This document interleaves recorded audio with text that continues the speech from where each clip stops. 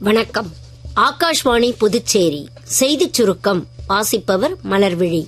பிரதமர் திரு நரேந்திர மோடி இன்று மாலை பீகார் மாநிலம் பட்னாவில் ஜெயபிரகாஷ் நாராயண் சர்வதேச விமான நிலையத்தின் புதிய முனைய கட்டிடத்தை திறந்து வைத்தார்.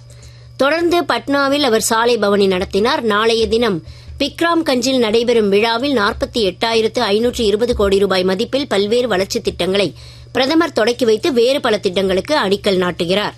புதுச்சேரியில் பிரதமரின் ஆயுஷ்மான் பாரத் சுகாதார உள்கட்டமைப்பு திட்டம், தேசிய காசநோய் ஒழிப்பு திட்டம் உட்பட சுகாதாரத்துறை தொடர்பான பல்வேறு மத்திய திட்டங்களின் அமலாக்க நிறுவனம் குறித்து மத்திய சுகாதார அமைச்சர் டாக்டர் ஜே.பி. நட்டா இன்று காணொலி காட்சி மூலம் ஆய்வுக் கூட்டம் நடத்தினார். புதுச்சேரியிலிருந்து பொதுப்பணித்துறை அமைச்சர் திரு லட்சுமி நாராயணன் தலைமையில் சுகாதாரத்துறை செயலர் திரு ஜெயந்த்குமார் ரே உள்ளிட்ட அதிகாரிகள் இக்கூட்டத்தில் கலந்து கொண்டனர். மத்திய வேளாண் அமைச்சகம் சார்பில் நாடு முழுவதும் 700 மாவட்டங்களில் வரும் ஜூன் 12ஆம் தேதி வரை நடைபெறும் விக்சித் கிருஷி சங்கல்ப் அபியான் பிரச்சார இயக்கத்தின் கீழ் புதுச்சேரியில் மேற்கொள்ளப்படும் பணிகளை மாநில வேளாண் அமைச்சர் திரு ஜெயக்குமார் திருக்காஞ்சியில் இன்று தொடக்கி வைத்தார். காரைக்காலில் வேளாண் வளர்ச்சிக்கான பிரச்சார இயக்கத்தை குடிமைப்பொருள் வழங்கல் துறை அமைச்சர் திரு பி.ஆர். திருமுருகன் தொடக்கி வைத்தார். காரைக்கால் மாவட்டத்திற்கு ஏற்ற வேளாண் தொழில்நுட்பங்கள் என்ற கையேட்டை அவர் வெளியிட்டு வேளாண் கருவிகளை விவசாயிகளுக்கு வழங்கினார்.